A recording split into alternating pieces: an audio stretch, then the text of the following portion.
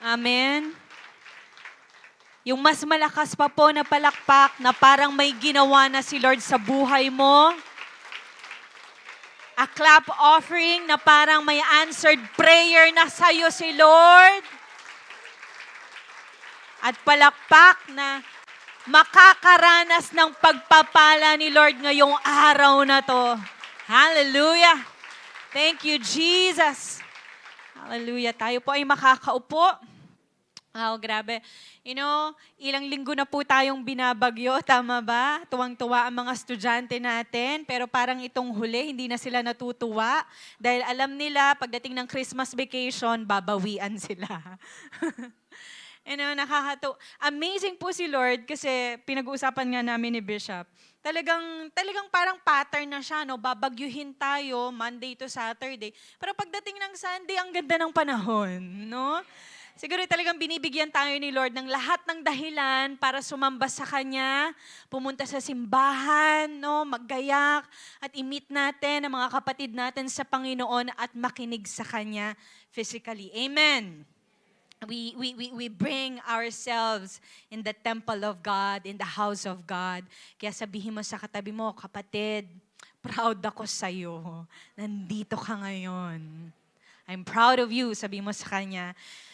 Grabe po, nasa 4th installment na po tayo ng series nating The Altar. Sino po dito ay napapagpala ng mga topics po natin every Sunday? Amen. And for the past few weeks, talagang unti-unti pinapalalim ni Lord yung understanding natin kung ano talaga ang ibig sabihin ng altar. So, for our 4th installment o para po sa ating part 4, we might be asking, okay Lord, naintindihan na namin kung sino dapat yung sambahin. No, yun yung unang Sunday natin. Nung pangalawang Sunday, Lord, naintindihan na namin na dapat merong offering. That every time we come to you, kailangan may offering. Ano pa man ang meron kami, we offer it to you. And then nung last Sunday, that's our 3rd Sunday, we can say na, Lord, naintindihan na namin na ikaw naman talaga yung owner ng buhay namin. Tama po ba? So, sa ngayon, okay, on our part 4, ano naman po, Lord, ang gusto mong ilagay namin sa altar? Ano yung gusto mong i-offer namin, ibigay namin? So, hayaan po natin na sagutin natin yung text na yan, or yung question na yan sa text natin today. Okay, let's read our text for today. Tatayo po tayong uli. Romans chapter 12, verses 1 to 2. I'm going to read the first part or the first verse and you're going to read the second one, okay? So, salitan po tayo. Let's begin. Therefore, I urge you, brothers and sisters, by the mercies of God, to present your bodies as a living and holy sacrifice, acceptable to God, which is your spiritual service of worship. Okay po?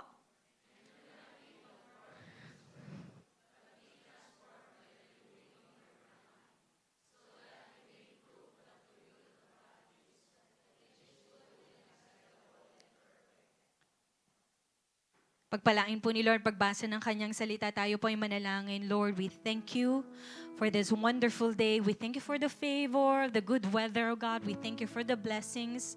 Salamat din ako mo kami sa lugar na to. We believe, O God, na may gagawin ka po sa buhay namin. Lord, ayusin mo kami, mangungusap ka sa amin, Panginoon. Lord, ihanda mong mga buhay namin, mga puso namin, pandinig namin, O God, ang isipan namin so that we may absorb kung ano man yung sasabihin mo sa amin. Hindi kami umilag sa iyong mga salita.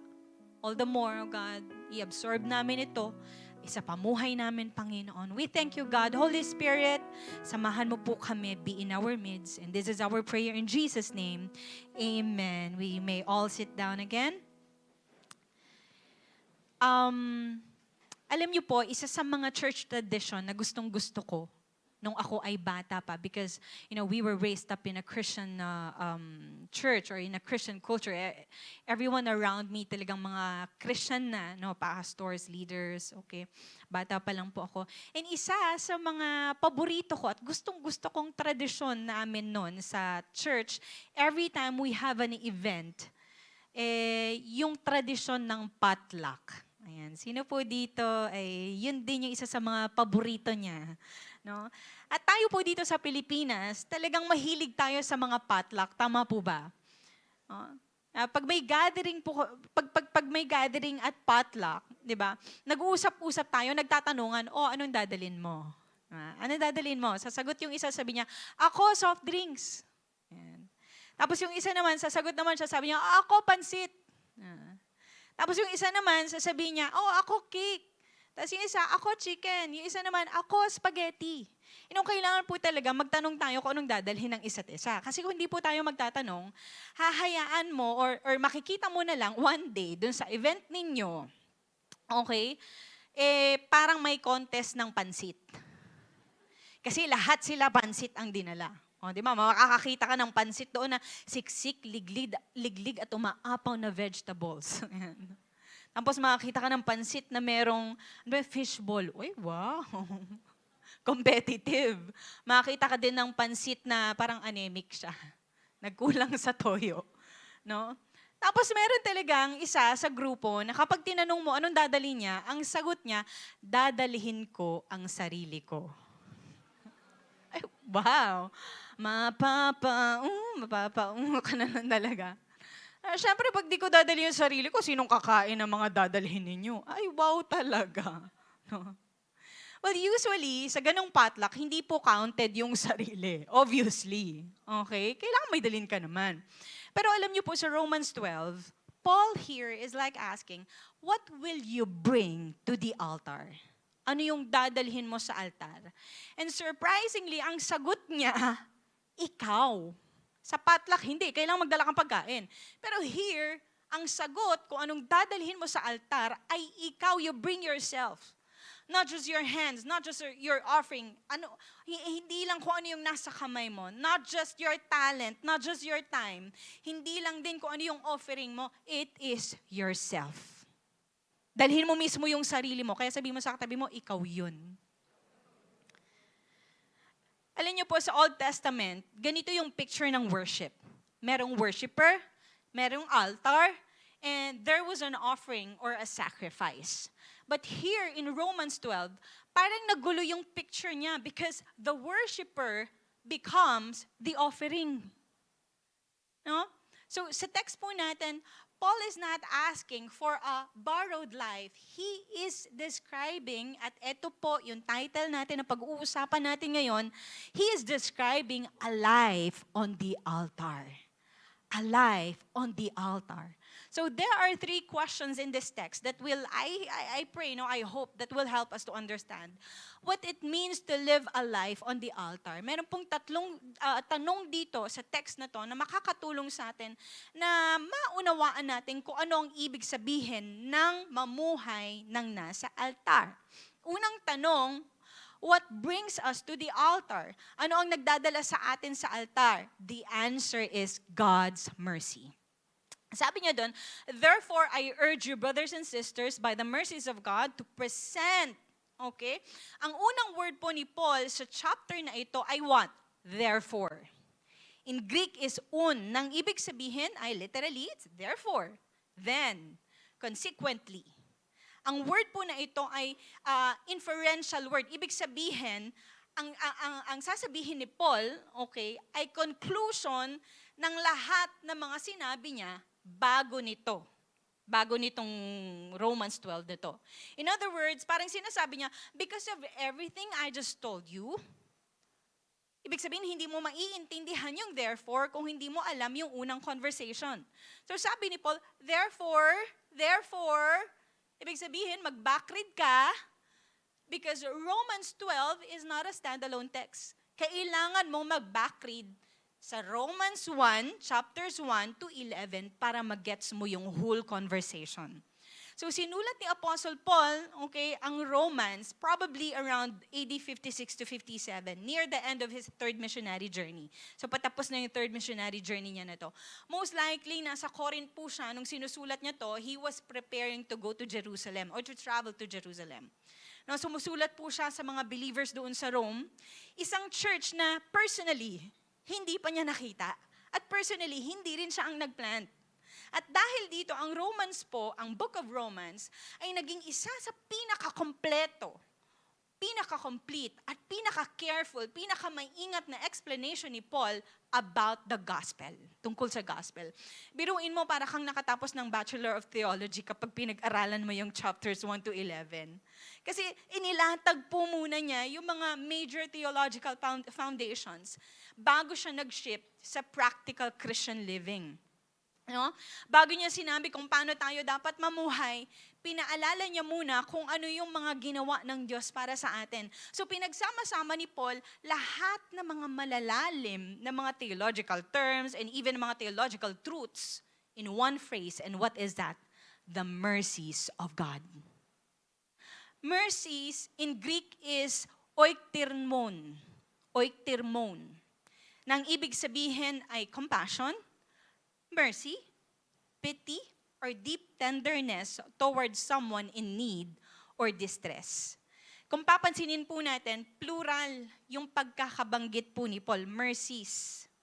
So, Romans 12:1 can carry the sense of, in view ng lahat ng napakaraming pagpapahayag ng habag at awa ng Diyos, okay? So yun po yung sinasabi niya ng mercies na napakarami. Now, ano ba yung mga mercies na yun na sinasabi niya dito? Balikan po natin ang bahagya, yung sinasabi ni Paul, na tumutukoy doon sa God's mercy. Ano ba yung tinutukoy ni Paul dito sa chapters 1 to 11? So medyo i-summarize lang po natin. But you can go back anywhere when you get home, you read it from chapters 1 to 11. So Paul talks about, una, the utter depravity of humanity. Ibig sabihin, pinapakita niya na ang problema po ng tao, the problem of humans, ay hindi lang nagkasala siya ng minsan. Okay? The sin is not just one time. Mas malaki po ang problema natin that we were sinners. We were separated from God. We were spiritually dead. Minsan po kasi, ang tingin po natin, no, we thought with ourselves na, Pastor, mabait naman ako. I'm a good person. Pastor, I'm a good person. Wala naman akong pinapatay. I'm not a murderer. Hindi naman ako masamang tao. Pero mga kapatid, ang standard po natin ay hindi po tao. No? Hindi natin kino-compare ang sarili natin. Hindi naman ako katulad niya na nasa kulungan. Hindi naman ako katulad niya na pumatay. Ang standard po natin ay ang holiness ng Diyos. At kapag kinumpara po natin ang righteousness natin sa holiness ng Diyos, makikita po natin na none of us can stand before Him and say, Lord, deserve ko maligtas kasi mabuti akong tao. No. Paul makes it clear that we were sinners and we are in need of a Savior. We were separated from God. Amen. And without Christ, no, wala po tayong kakayahan. We don't have the ability, the capacity to save ourselves. Kaya po sa Romans, nagsimula si Paul na i-unpack ang buong gospel o ang gospel. It's rich, no? It is rich in major theological doctrines. He was teaching about the salvation. Makita nyo dyan. About sa ginawa ni Jesus doon sa cross. He exalts the person of Christ, the work of Christ, the cross of Christ, the teachings of Christ. That Christ is at the center. Hindi po tayo ang bida sa gospel, si Jesus. Amen. Paul also said na ang gospel po ay may power. It has the power to change us, to change a person. Hindi ang moralism ang makakapagbago sa tao. Hindi ang good behavior. Hindi rin ang religion, not even yung pagsunod natin sa rules and regulation. It's the gospel of Christ that says Christ already did what you could never do for yourself. Amen. Naging matuwid tayo because of the work of Christ upon the cross. Hindi natin kayang pagtrabahuan ng salvation na parang sweldo. It is freely given through Christ, and that is the gospel. At habang dinadaanan po natin yung Romans chapters 1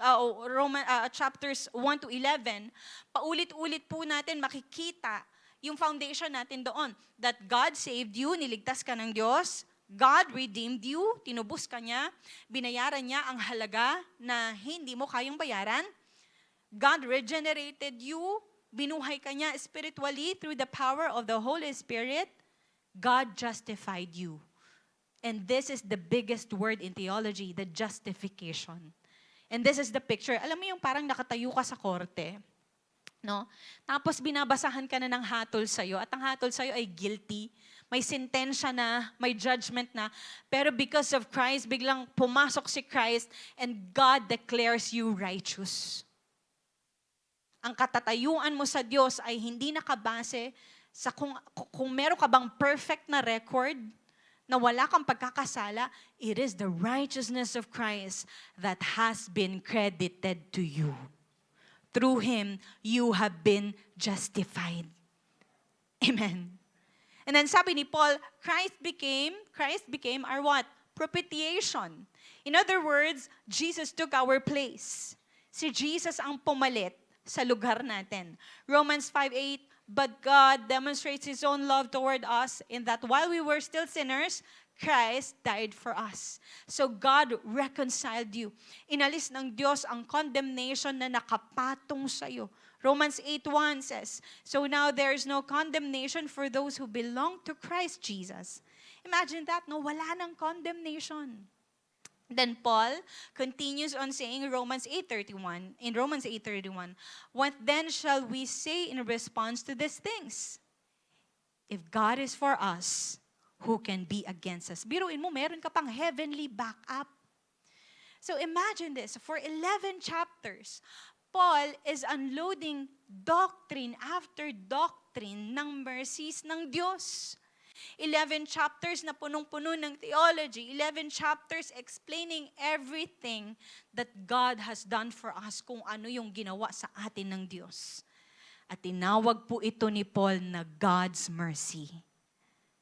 And so, nung sinasabi niya, therefore, I urge you, brothers and sisters, by the mercies of God, na parang sinasabi po ni Paul, dahil sa lahat ng awa ng Diyos na sinabi ko sa inyo, awa na nagpatawad sa iyo, awa na nagligtas sa iyo, awa na nagbigay sa iyo ng panibagong pagkakataon, awa na tumanggap sa iyo bilang anak, awa na patuloy na nag-iingat sa iyo, awa, no, the mercy that met you when you were weak, the mercy that remained even when you were inconsistent, mercy after mercy, grace after grace, faithfulness after faithfulness. So this means that before God asks for the offering, God reveals His mercy. Amen. No? Hindi po natin binibili ang mercy ng Diyos sa pamamagitan ng offering natin. We give, we offer, we sacrifice because mercy has already been given. Amen. Alam niyo po, malaking bagay ang motivation. Minsan, ako bilang nanay, kapag nagiging masyadong masunurin yung mga anak ko, tapos parang nagkukusa sila, tapos parang mamasahiin ka, tapos parang nagwawalis, parang, wow, parang ang sipag-sipag ng anak ko, niyayakap ka, nilalambing ka. No, bakit kaya ginagawa? Parang alam mo na eh. Parang may gustong hilingin eh, no? Naglalambing kasi parang may gustong, parang iba yung motibo nito ah. Ganun din ba kayo minsan? Nagtatanong kayo, ano kaya yung dahilan kung bakit ginagawa niya yun? Why? Kasi po, pwedeng pareho yung behavior, pero magkaiba yung motive. I'll give you an example. May isang Kristiyano, lagi siyang nagsiserve, talagang faithful siya sa pagsiserve, because, grateful siya kay Lord, sa ginawa ni Lord sa buhay niya. Pero meron din naman isang Kristiyano, lagi din siya nagsiserve, faithful siya nagsiserve.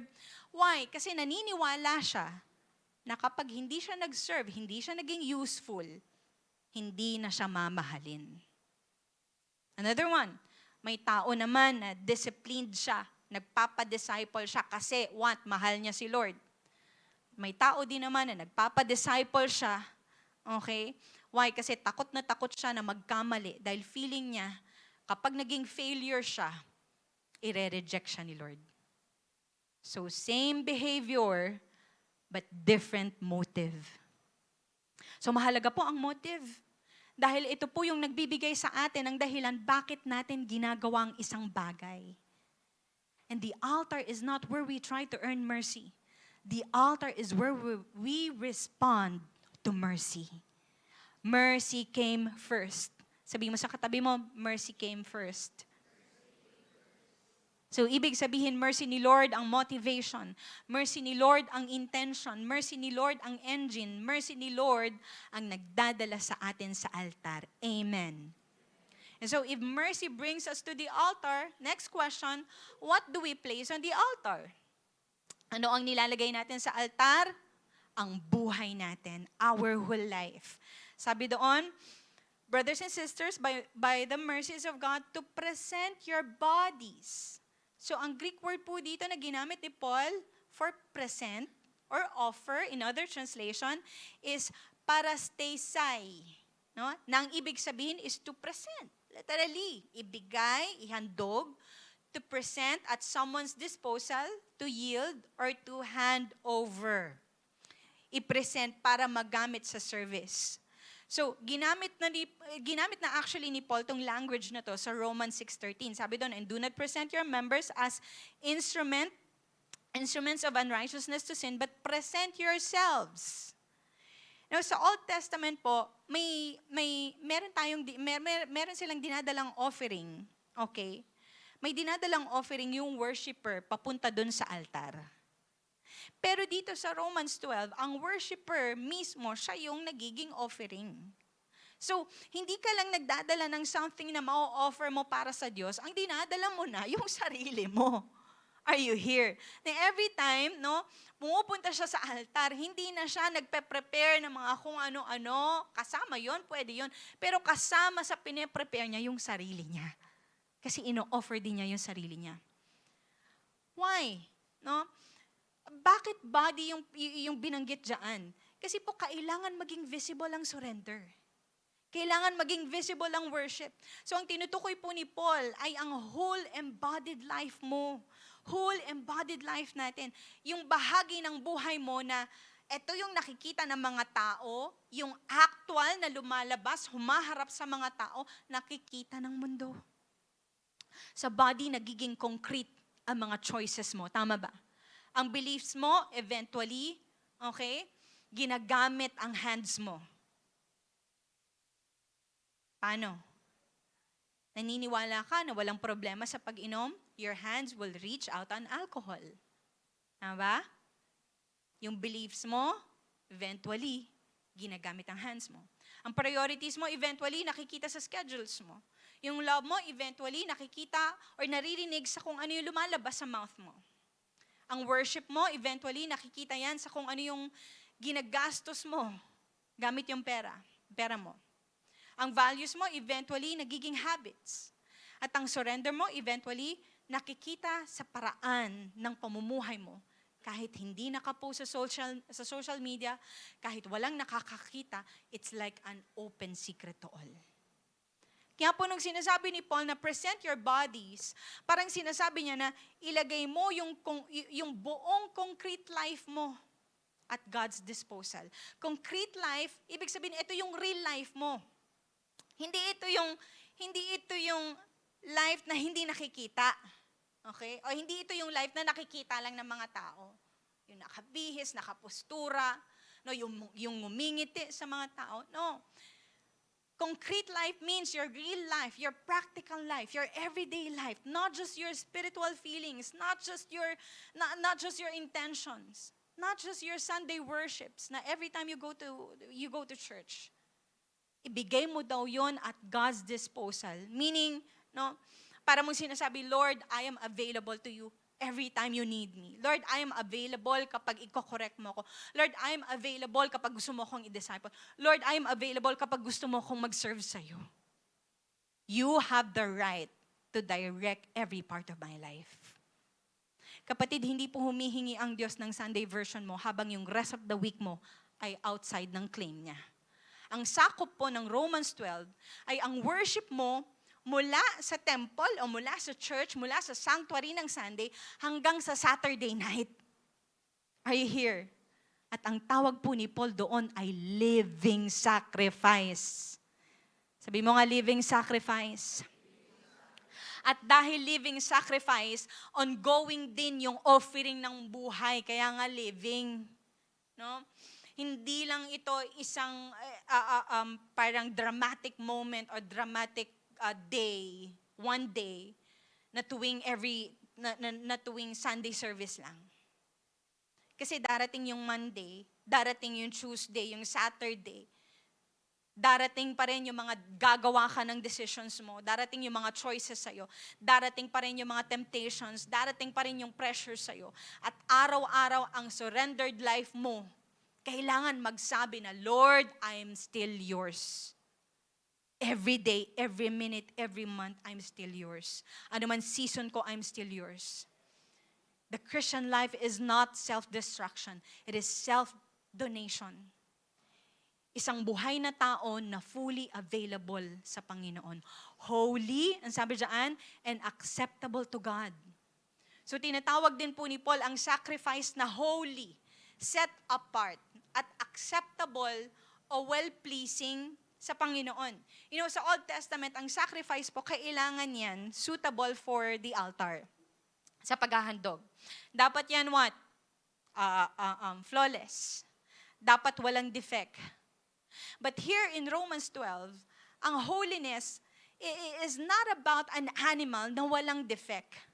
Tungkol po ito sa isang buhay na increasingly set apart for God's purpose. Are you here? Na sinasabi po ni Paul na ang presenting of the body ay ang inyong reasonable service. Ito daw yung spiritual worship mo, true and proper worship. And the spiritual service in Greek is logiken. Medyo parang ang hirap banggitin, ano? Hindi, na logi, ha?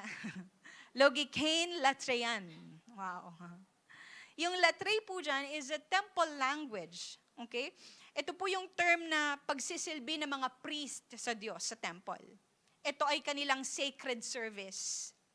At madalas, ang word po na ito ay nire-refer sa service na nire-render para sa Diyos. Especially worship is what? Associated with the temple.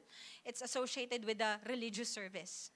So, ang ginagawa po ni Paul dito, kumukuha siya, okay, kinukuha niya yung mga word na associated sa temple and then ina-apply niya sa ordinary believers na nag-aalay ng ordinaryong embodied life sa Diyos.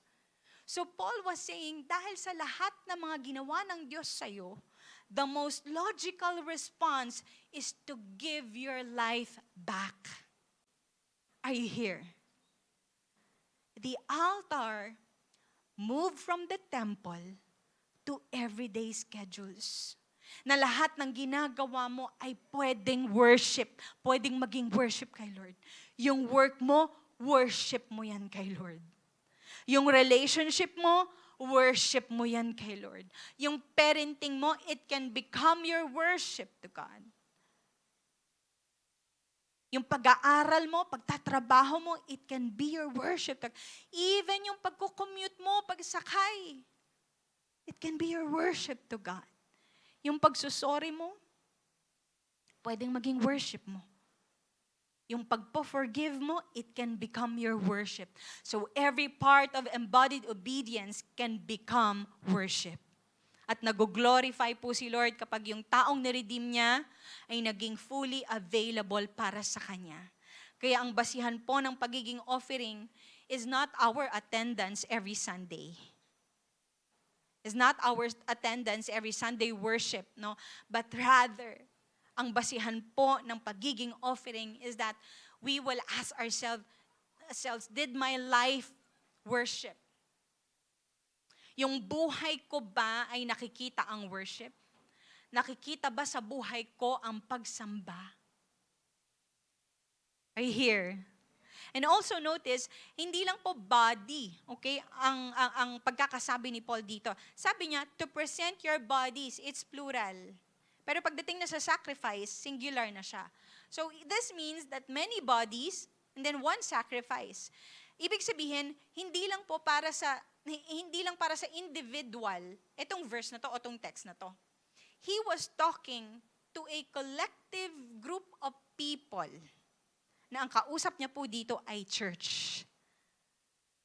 That as a church, we are many people but one body. Amen. That's why you cannot say, surrendered ako kay Lord, pero imposible ka namang pakisamahan ng mga kapwa mo mananampalataya. You cannot say na transformed ako, pero ayaw mo namang pakorek sa brothers and sisters mo kay Lord. And you cannot say na holy ako, pero mapanglait ka naman ng mga ibang Christians. True surrender affects relationships. Amen.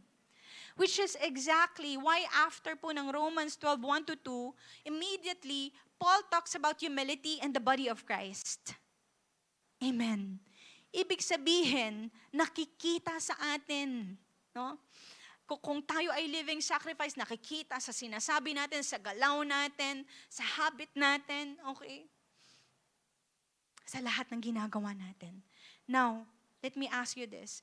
Kung may taong sumusunod sa'yo for 1 week, kung saan ka pupunta, ano yung hinahawakan mo, paano ka nagsasalita o paano ka nagsalita, ano yung kinukonsume mo, sino yung siniserve mo, ano yung iniiwasan mo, paano mo tinatrato yung mga tao sa paligid mo, ano kaya yung magiging conclusion nila tungkol sa kung ano o sino ang sinasamba mo? Ano kaya yung isusulat nila in a way sa parang review nila sa'yo? And so, ang sagot po ni Paul sa what do we place on the altar? It's not just a portion of your life. Hindi po ito yung religious part or religious department lang ng buhay mo. No, our whole life. Lahat. Amen. Pero ito po ang bigger challenge. Buhay ang sacrifice, living sacrifice. At dahil buhay siya, nabubuhay yan siya. Nabubuhay siya sa isang world na patuloy na gusto siyang i-mold, patuloy na gusto siyang i-shape sa kung paano ang shape ng world, kung paano ang pattern ng world. Kaya pangatlo pong question, how do we live from the altar? Paano po tayo na mamuhay mula sa altar? The answer is with a renewed mind. Sa pamamagitan po ng binagong isip. Sabi doon, and do not be transformed to this world, but be transformed by the what? Renewing of your mind. Now, ang verse 2 po ay hindi po separate sa topic ng verse 1. They are inseparable actually. In fact, in-explain po nito kung paano patuloy na mabubuhay sa altar ang life na sinacrifice doon. The Greek word na madalas po translated dito ng world is aion or age. No? It has the idea of age. Isang value system, isang way of thinking, or isang pattern. So, hindi primarily sinasabi ni Paul na iwasan nyo na yung mga listahan ng mga worldly things, okay, ng mga worldly objects. Ang tinutukoy niya po dito ay yung value system, yung assumptions, yung patterns ng present age or present generation, no? Like for example, let me give you an illustration. How many of you here ay nakaluto na po o nagluto na ng gelatin? Yan, paborito po natin yan, lalo na mga baby boomers nating mga, tayo na mga millennials tayong kumakain. Okay?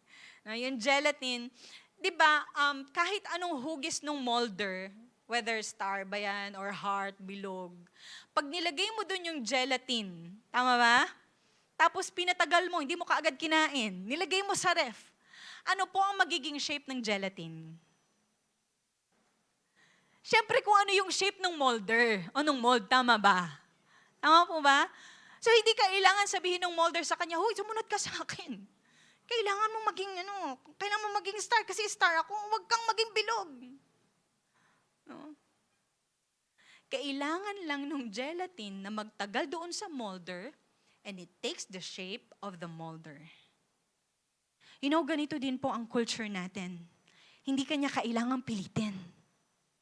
Basta ine-expose mo lang ng ine-expose yung sarili mo, you hear it long enough, you see it long enough, you normalize it long enough, eventually, it starts feeling normal. Normal na lang ang lahat. Normal na lang. Kahit may mali, pero normal na lang. Mahalaga po ito. Because mostly, ang deepest conformity po natin, yung conform to the pattern of this world, ay hindi po mukhang nagre-rebelde tayo. Ang itsura po nito, ang mukha po nito, ay mukhang normal. Mukhang normal na lang. Are you here? And let me illustrate that in a story. In one of the story in the Bible. In 1 Kings 18, or chapter 18, 20 to 39, ito po yung time na kung saan si Elijah, okay, ang propeta po ng Diyos, no, sinasabi niya na manumbalik sila, no, mga Israelites ay manumbalik sa Panginoon. Okay? So, Ahab summoned all the people, sabi doon sa verse 20, of Israel and the prophets to Mount Carmel. Then Elijah stood in front of them and said, sabi niya, "How much longer will you waver, hobbling between two opinions?" Ano ba kayo? Kasi nga, no, mga time na yun, sumasamba sila sa Diyos-Diyosan. Okay. Sabi niya, hanggang kailan ba kayo? Hobbling between two opinions. If the Lord is God, then follow Him. If Baal is God, then follow Him. Kung hindi tunay na Diyos, ang Diyos, sige, doon na lang kayo kay Baal. Nagpe-preach nito si Elijah. But the people were completely silent. Ayan, parang ganyan po. Silent. Hindi mo alam. Ay, tingnan mo yung katabi mo, baka mamaya. Yung ulo niyan. Then Elijah said to them, "I am the only prophet of the Lord who is left." Siya na lang daw ang natira. But Baal has 450 prophets. Now, bring 2 bulls. Eto na. Naghamon na itong si Elijah. The prophets of Baal may choose whichever one they wish and cut it into pieces and lay it on the wood of their altar, but without setting fire to it. So, okay, magse-set up sila ng altar, maglalagay sila ng wood, and then ng offering, okay? Pero hindi nila yon liliyaban. Hindi nila yon aapuyan. Okay?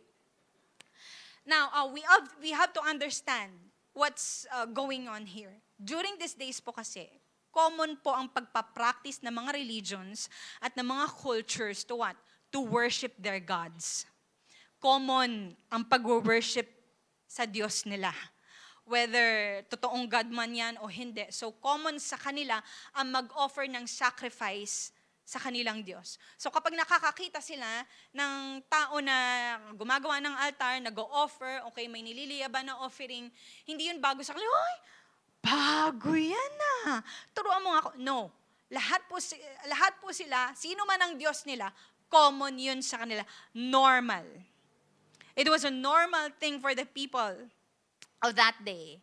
If they want to worship their gods, whether true God man yan or not, no, they would just set an animal, or sometimes no, they would even use or sacrifice people. They would literally lit people up on fire. Because they were hoping that the sacrifice would be like acceptable. Hindi nakatanggap-tanggap yung animal, kaya baka yung tao tanggapin ng Diyos nila. And so in verse 34, it says, "Then call on the name of our God, and I will call on the name of the Lord." Sabi niya gano'n, kung sino man ang sumagot, sabi niya, sino man ang sumagot, the God who answers by setting fire, nagpaapoy ng wood, is the true God. Ang ganda po nito kasi parang sinasabi ni Elijah dito, come on, people, isettle na natin to once and for all. Sino ba talaga ang Diyos? Kasi ang dami yung sinasamba eh. Tinuturo ko sa inyo, sinasabi ko sa inyo, yung Diyos ko ay tunay na Diyos. Isettle na natin to once and for all. And all the people agreed. Sige, pumayag sila. So magkakaroon ng showdown. In verse 25, then Elijah said to the prophets of Baal, "You go first." Kayo muna. Sige. Marami naman kayo. Sabi niya doon, choose one of the bulls and prepare it and call on the name of your God. But do not, okay, ang kondisyon, hindi nyo aapuyan. No? Kasi ang Diyos nyo ang mag-aapoy dyan. So they prepared one of the bulls and placed it on the altar. Now remember, ito pong showdown na ito sa Mount Carmel ay pinanunood ng thousands and thousands of people. Maraming tao. It was like a whole nation was watching them. And sabi doon, then they called on the name of Baal from morning. So ito na.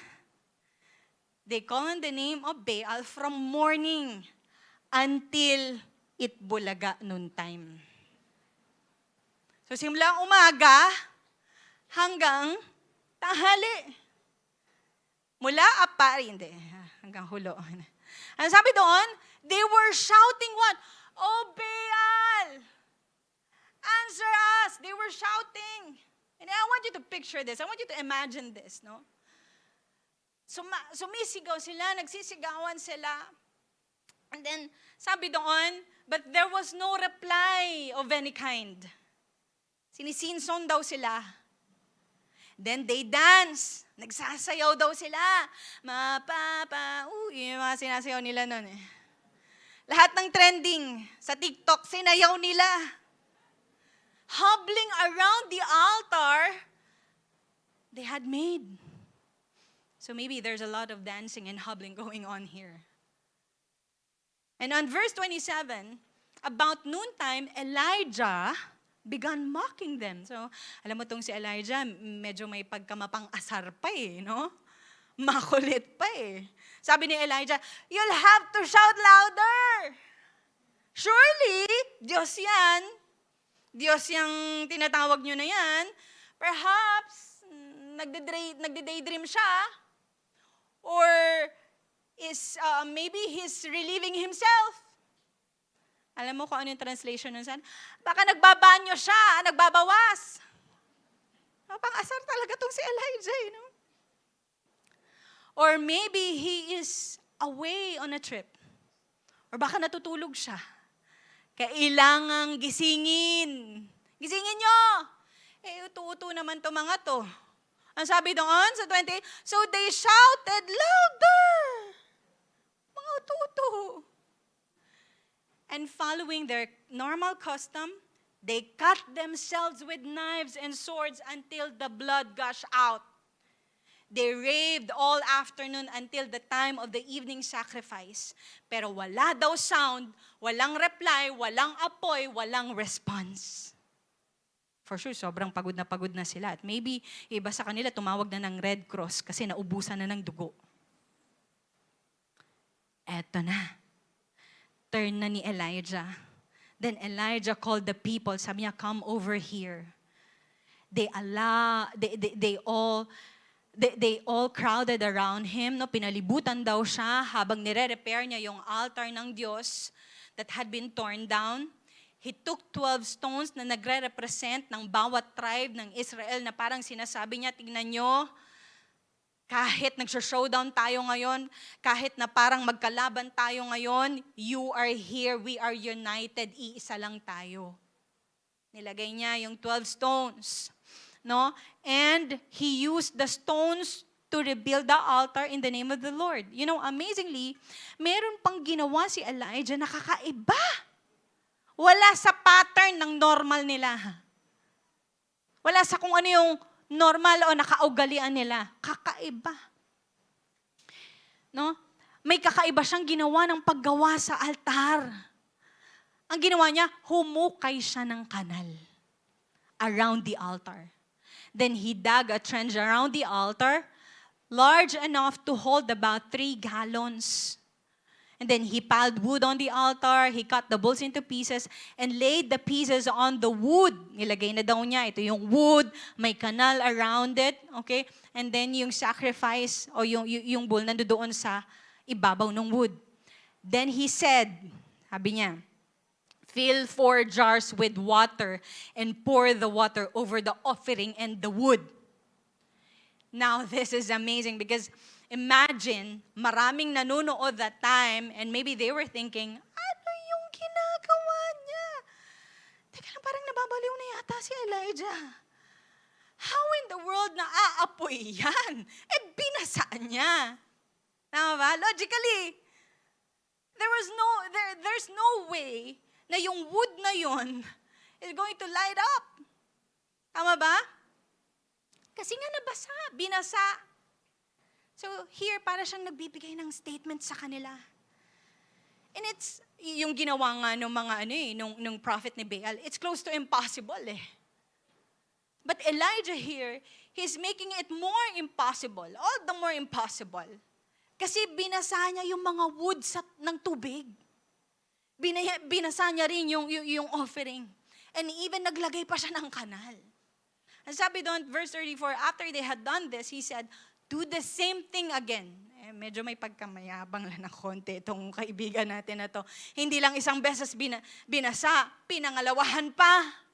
At nung natapos na daw, sabi niya, now do it a third time. May pangatlo pa. And the water ran around the altar and even filled the trench. Wow! Halos umapaw na raw. Talagang basang-basa yung wood. Okay? Umaapaw na raw yung ginawa niyang kanal. At the usual time for offering the evening sacrifice, Elijah the prophet walked up to the altar and prayed. Sabi niya, O Lord, God of Abraham, Isaac, Jacob, prove today that you are God in Israel and that I am your servant. Prove that I have done all this at your command. O Lord, answer me. Sabi niya, answer me so that these people will know that you, O Lord, are God and that you have brought them back to yourself. You know, I love the prayer of Elijah. Sa language po natin in Tagalog, sabi niya, Panginoon, pakinggan mo ko. Yahweh, pakinggan mo ko. Malalaman ng bayang ito na kayo lang ang Diyos at nais nyo silang magbalik loob. You know, ito po yung sinasabi ni Paul sa point 1 natin, that we have no capacity na ayusin ang buhay natin sa sarili lang natin. We need God. We need na ang Diyos ang mag-initiate. Na abutin tayo. We need a Savior. Alam niyo po, after ng prayer na yon, ano daw nangyari? Immediately, the fire of the Lord flashed down from heaven and burned up the young bull, the wood, the stones, and the dust. It even licked up all the water in the trench. Tubig yun pero parang ginawang gasolina. It licked up the water. And when all the people saw it, they fell face down on the ground and cried out. Sabi nila, the Lord, He is God. Yes, the Lord is God. They started repenting, nagrepent sila. They started acknowledging the one true God. They were crying out. Maybe sinasabi nila na bakit kami nagpaloko? Bakit inalaw namin yung sarili namin na sumamba kay Baal? Bakit namin hinayaan yung sarili namin na magkasala at mag-compromise? Naloko kami. And you know, their hearts were changed. They turned to God. Kasi alam mo, kapag tunay ka talagang nakaranas ng revelation ng Diyos, your life will be changed. Your life will be transformed. Alam mo kung ano yung yumari sa mga prophet ni Baal? Bakit sila nag-compromise? It was because of the way they thought. It's in their mind. They began to think na kung ano yung ginagawa ng lahat ay normal. Normal lang na sumamba sa Diyos-Diyosan. Normal lang na tumawag ng ibang Diyos. Normal lang na mag-offer ng sacrifice sa ibang Diyos, sa Diyos-Diyosan. You know, the most dangerous patterns are the ones that feel normal. Kaya ang sabi po ni Paul, do not be conformed, but be what? Transformed by the renewing of your mind. You know what it means? Change your ways. Change your pattern. And let's face it mga kapatid, di ba despite na sometimes nag-church na po tayo, uma-attend na po tayo sa simbahan, may mga bagay pa rin na baluktot sa buhay natin. Tama po ba o tama? Sabi ni Paul, be transformed. The word is metamorpho. Means transformation. The same word ng metamorphosis na ginagamit sa butterfly. Diba, hindi mo nga malaman na, ay, yan pala yung ganyan pala yung caterpillar. Ang pangit nun eh. Bakit ang ganda-ganda ng butterfly? Hindi mo na ma-recognize yung dati niyang life. Kapatid, I want you to understand na hindi lang po ito behavior modification. Hindi lang ito ay magpapakabait na ako. Ito po ay, yung pagbabago na to, umaabot beyond the appearance hanggang loob. There should be a change. May pagbabago. Gusto ng Lord yung way of thinking, yung pattern, yung naging normal na lang sa atin, ituwid natin. Dahil ang tunay na nakareceive ng mercy ng Diyos, nakaranas ng regeneration, okay, ay magtutuloy sa transformation. Meaning may work na ginagawa si Lord. And this transformation is continuous. Hindi lang isang altar call na pagtugon, hindi isang conference lang. Not just one emotional moment. Hindi lang din isang counseling session. Hindi lang din one Sunday lang, 1 month lang. It is a process. But this process begins with regeneration and then along the way, natatransform. Amen. And when God gives you a new nature, the new nature begins to produce a new way of living. Regeneration is the beginning. Transformation is the evidence unfolding in your life. Hindi mo pwedeng i-claim ang new nature habang continually nire-refuse mo yung new way of thinking. Hindi. Kailangan ma-transform. Sabi mo sa katabi mo, kailangan ma-transform. Kailangan ma-renew ang mind natin. The altar is not merely where we have an encounter with God. The altar is where the life God regenerated begins to be continually transformed. Regeneration gives you a new heart. Renewal gives you a new mind. Transformation produces a new life. Kapatid, I want to affirm you na sa bagong buhay mo toward your transformation, hindi na bagay sa'yo yung lagi kang lasing. Toward your transformation, hindi na bagay sa'yo yung nagpa-practice ka ng homosexuality. Hindi na bagay sa'yo yung nanonood ka ng pornography. Hindi na bagay sa'yo yung palamura pa rin. Hindi na bagay sa'yo yung engagement mo sa premarital sex. Towards your transformation, hindi na bagay sa'yo yung pakikiapid o adultery. Hindi na bagay sa'yo ang pagiging chismosa. Hindi na bagay sa'yo yung paninira ng kapwa. Hindi na bagay sa'yo yung pagiging palaaway. You know what happens if we still keep on doing it? At tayo pa rin to, we are normalizing a double life. Tawag po dito ni Jesus, hypocrite. At hate na hate po ni Jesus ang hypocrite. Matthew 15, these people honor me with lips, nagwo-worship sila, but their hearts are far from me. Hypocrite in Greek is hypocrites or hypocritos. Na ito po ay ginagamit sa mga actor or stage performer. No? In Greek theater. So literally yung ginagawa nila, acting lang. And real talk po. Minsan yung pagpunta natin sa church, yun yung acting lang. Kasi yung Monday to Saturday, ibang-iba yung buhay natin. Minsan, ang dali po natin mag-post ng mga godly quotes, spiritual quotes, pero at the same time, ang dali din natin manira ng kapwa natin gamit ang dila natin. Gamit ang kamay natin. Nakikita kang nag-share ng gospel sa social media, pero may secret life ka na meron kang subscription sa mga porn websites. I don't know if there's a subscription for that.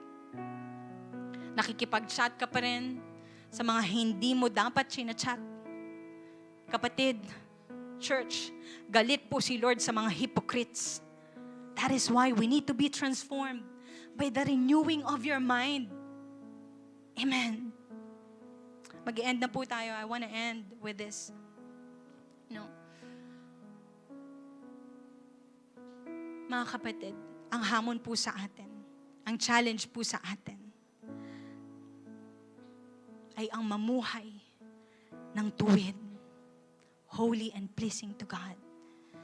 And so today, wala kang ibang application, kundi present your life on the altar. Present your life on the altar. Living holy, pleasing to God. Living holy and pleasing to God. Kalugod-lugod sa mata ng Diyos.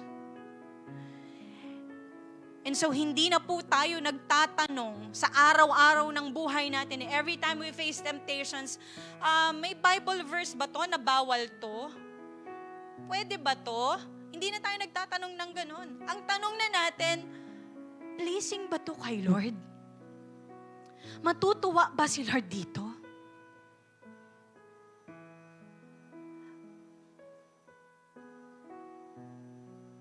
Masaya ba si Lord sa gagawin ko? Sa decisions ko? At doon natin nakikita yung maturity natin. Kasi hindi na tayo naghahanap ng mga Bible verse para i-reason out yung mga, alam mo yun, mga habits natin na alam natin, hindi na talaga bagay sa bagong nature natin bagong buhay natin sa Panginoon Minsan nahanapin mo pa, tama ba? Okay lang ba magpatato? Okay lang ba na uminom? Hanapin pa natin sa verse kasi pagtatanggol pa natin. Re-research pa natin yan. Ask ChatGPT. Are you here? Hindi na po bagay sa atin yung mga ganun. Ang palagi na lang reflection natin, Lord, nasisiyahan ka ba sa ginagawa ko ngayon? Wala man nakatingin. O nasisiyahan sa akin si pastor kasi palagi niya ako nakikita sa church. Pero ikaw, Lord, masaya ka ba sa akin? Naririnig ako ng mga kapwa ko, worship team, sa paglilid ko ng worship. Pero ikaw, Lord, bukas ba yung tenga mo sa worship ko? Sa pamamagitan ng buhay ko. Kapatid, that's our challenge. Present your life on the altar. Living holy and pleasing to God. Amen. Can we close our eyes and bow our heads? Kapatid, I want you to remember that God gave first. And Paul reminded us this. And I want to tell you that this is not an altar of condemnation na sasabihin, ito ka dati, ito yung kasalanan mo dati. This is an altar of response.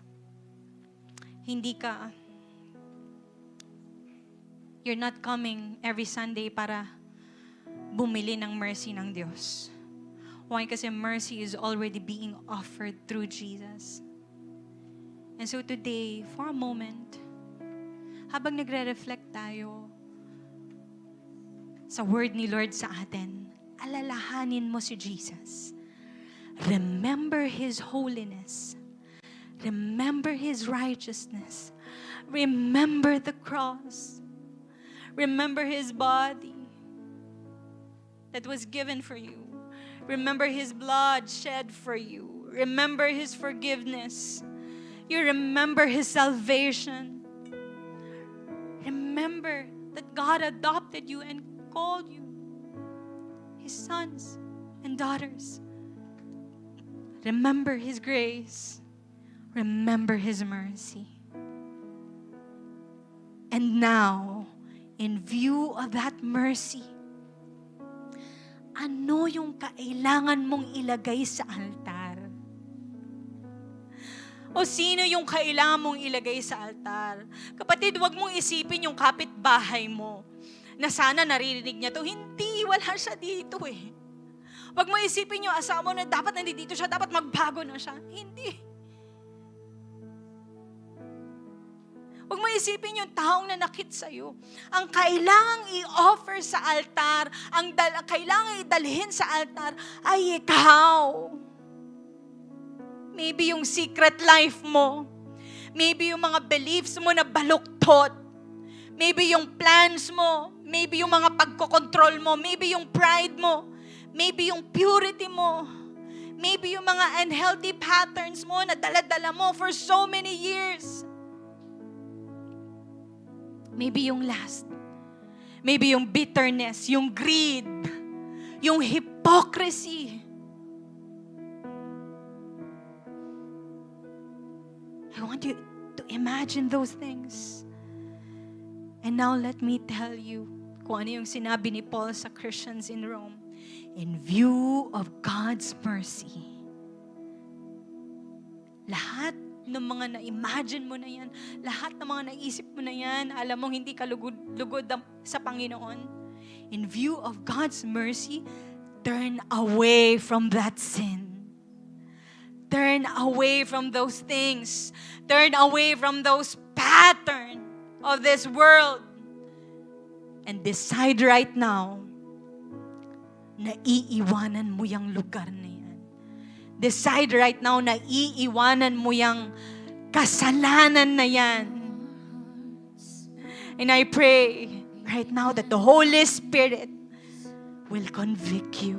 Holy Spirit, right now, mangusap ka sa amin, i-convict mo ang mga puso namin, Panginoon. And may we unload everything that needs to be unloaded para sa iyo, for your glory, for us to be a living sacrifice.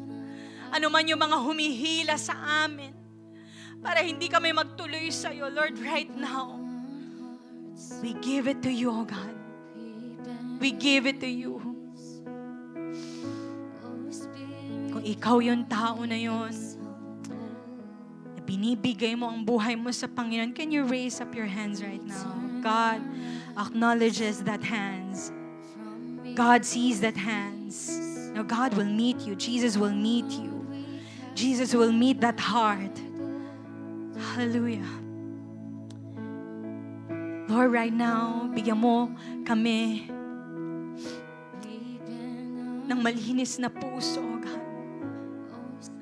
We come before you with a repentant heart, Lord. Nakita namin na mercy mo lang talaga ang humahawak sa buhay namin.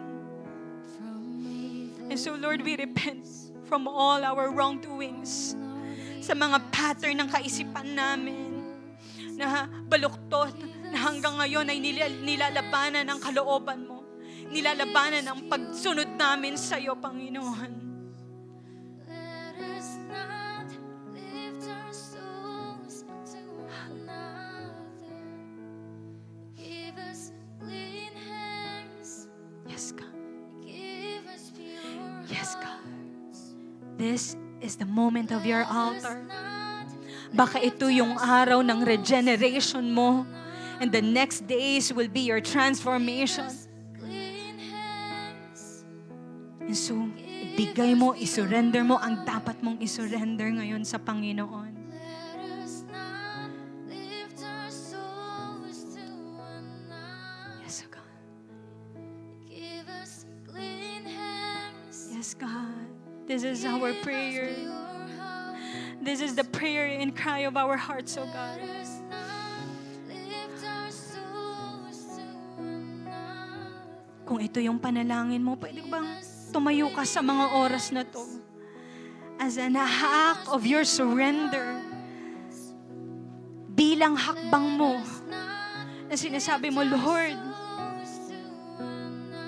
I will offer my life to you. Hindi lang sinasabi ng bibig ko, hindi lang yung life na nakikita ng mga tao sa harapan, hindi lang yung life na nakikita ng mga tao sa social media, nakikita ng pamilya ko, but even the secret life that I have, Lord, I am offering it to you. I am giving it to you. Kung ito yung bagay na nakakapagparumi sa akin, Lord, ibinababa ko ito sa iyo. Linisin mo mga kamay ko. Give us pure hearts. Lord, patawarin mo po ako. Patawarin mo kami, Panginoon. Lift our Come on. souls to another. Right now, kausapin mo si Lord. Ask for forgiveness. Napatawarin ka ng Panginoon sa mga nasabi mo na hindi ka lugod-lugod sa Kanya, sa mga ginawa mo na hindi siya natuwa, hindi mo siya napangiti, mga bagay na tinago mo na gusto ng Lord na sabihin mo sa Kanya. Kapatid, wala ka ng ibang pupuntahan kundi sa paanan ng Panginoon, sa paanan na mahabagi ng Panginoon. Dahil siya lang ang pwedeng magligtas sa'yo. Because if you know yourself, kahit ikaw hindi mo ililigtas yung sarili mo, dahil kilala mo yung sarili mo. Pero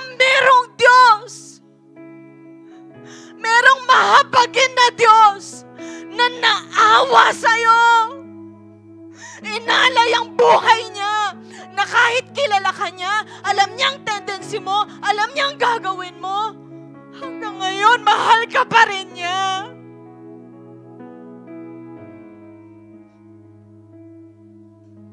Na hindi ka niya kayang itanggi. Hindi ka niya kayang palayasin. Kung meron mang bagay na hindi kaya si Lord, meron. He cannot hate you because He loves you that much that He gave His one and only begotten Son for you. Hindi niya kayang tanggalin ang pagmamahal niya sa iyo. And so by the mercies of God, present yourself. Ibigay mo sa Kanya yung secret life mo. Ibigay mo sa Kanya yung double life mo. That's the response. Yun ang response natin sa mercy at habag. Awa ng Diyos sa atin. Give. We cannot do it on our own. Kailangan natin siya. We need Jesus. We need God to save us.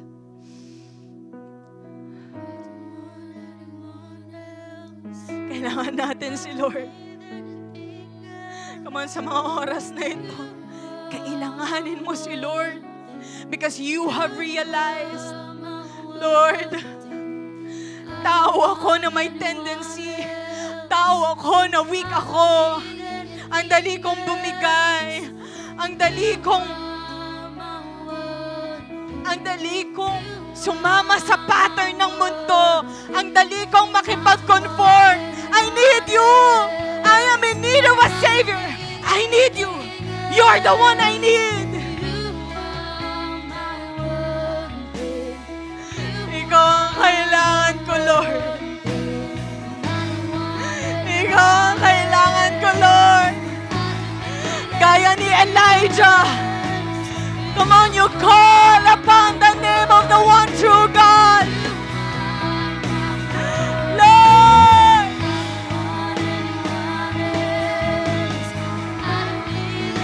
Let the fire come down. Consume everything. We offer this life to you.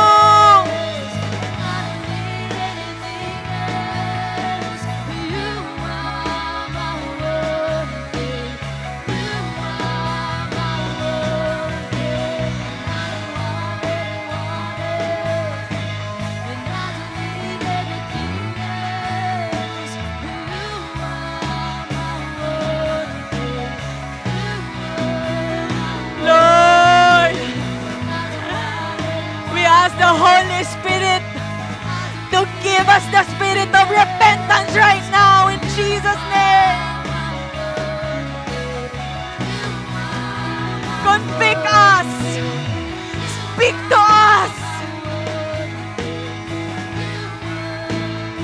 Transform us, Holy Spirit. Change us, Holy Spirit.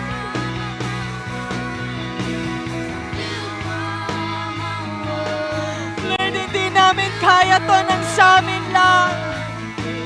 We need you.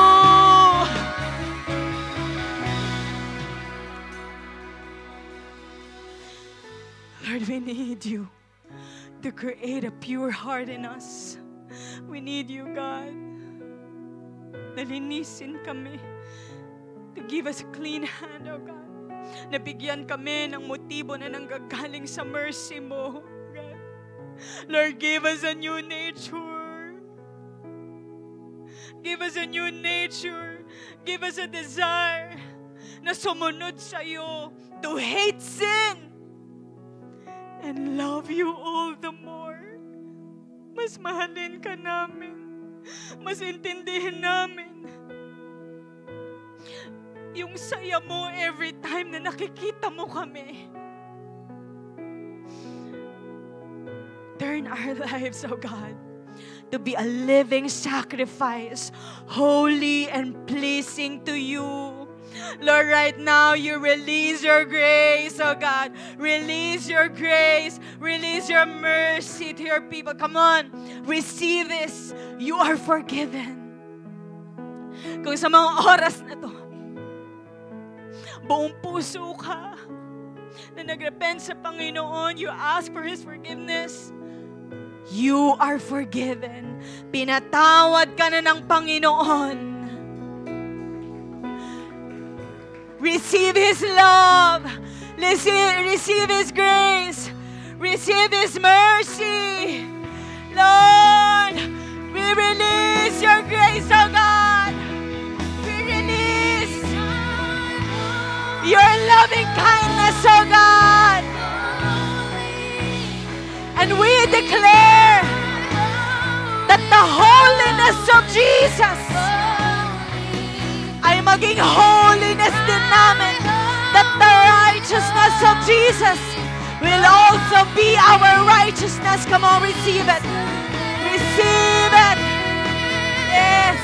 Nilinis ka na ng Panginoon. Receive the new life. Receive the new heart.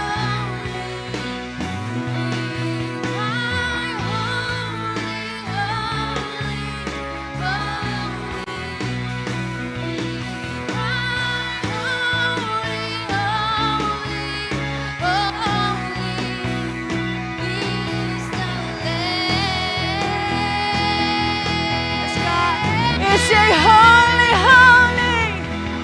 Your name is the highest. Your name is the greatest. Your name stands Come above on, worship Him. all thrones and dominions, all powers and positions. Your name stands above them all. Lord, because of your mercies, O God, we present ourselves. Binibigay namin ang buhay namin sa iyo as a living sacrifice. Not to earn your love, because you have loved us even before. We have received it, O God. Lord, take this life. Take this body. Take everything that we have, our relationships, our plans, our gifts, even our weaknesses, oh God. Lord, you take it. Lord, you take our private lives, our private decisions, oh God. You take everything, Lord. We offer this life to you. Lord, turuan mo kami na ma-recognize namin kung ano yung good, kung ano yung pleasing, kung ano yung kalooban mo, Panginoon. At hayaan mo na i-worship ka namin beyond our lips. And may you take this life, this body, as a visible form of a life on the altar. Come on, worship God. Worship Him in spirit and in truth.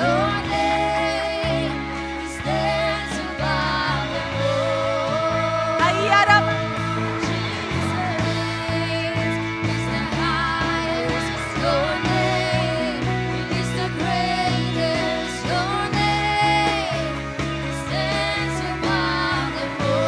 Yes, Jesus redeemed you. Jesus restored you. He is transforming you. The angels. Oh, holy.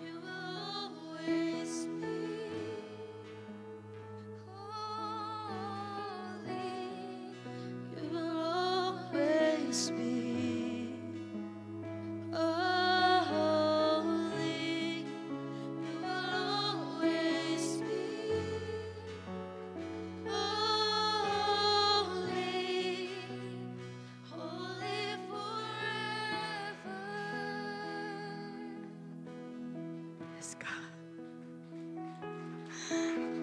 God, we recognize your presence in this place. Sino kami para makihati sa holiness mo? But we are so grateful, God. Dahil tinawag mo kaming righteous. Nahabag ka sa amin. Thank you, Jesus. Thank you, God, sa bagong buhay na pinagkaloob mo sa amin, Panginoon. A chance, oh God. Even though ilang chance na namin, pero palagi kang nagbibigay ng chance. Hindi ka nagsasawa sa amin kahit kami nagsasawa na kami sa sarili namin. Pero ikaw, hindi mo kami pinagsawaan.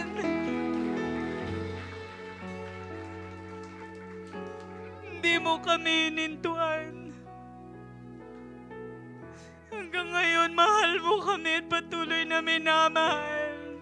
Hindi namin deserve na alagaan ng isang Diyos na banal, pero inaalagaan mo kami. Hindi namin deserve na mapagpala.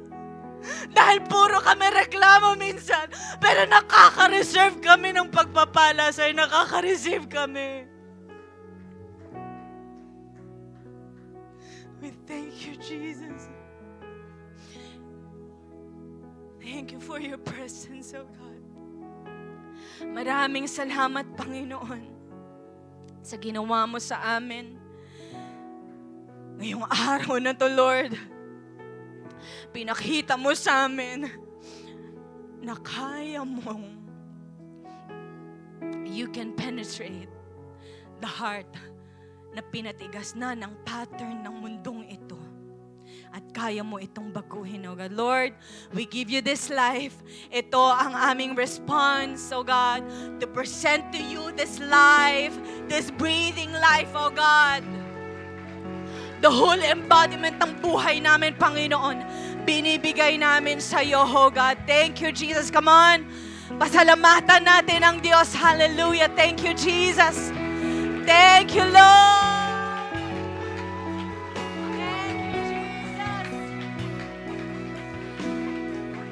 Come on, taas natin yung kamay natin kay Lord. Lord, pagpalain mo po ang bawat isang nakataas ng kamay, Panginoon. Pagpalain mo ang kamay na ito na nilinis mo na. At mapagpala ang lahat ng hahawakan niya. Lord, pagpalain mo ang kanyang bibig. Makakarinig ng gospel mo ang mga tao na makakarinig sa pamamagitan ng bibig na yan. Lord, pagpalain mo ang puso na ito na minsan ayaw magmahal, pero dahil binago mo, inayos mo, Lord, magmamahal kami para sa iyo. Ayusin mo patuloy ang buhay namin, Panginoon. God, may you bless us. Bless our families. Bless our workers, oh God. Bless our students. Bless our kids, Lord. Lord, protect us. Keep us away from the enemy in Jesus' name. Keep us away from any sickness in Jesus' name. Lord, sa mga may sakit right now, we apply the blood of Jesus. Kagalingan mo ang dumaloy sa pangalan ni Jesus in Jesus' name, in Jesus' name. Pagpalain mo kami, Panginoon. May your favor be upon us, O God. Hallelujah. Tanggapin mo ang pagpapala ng Panginoon. The Lord bless you and keep you. The Lord make His face shine on you and be gracious to you. The Lord turn His face toward you and give you peace in the name of the Father and of the Son and of the Holy Spirit. Everybody say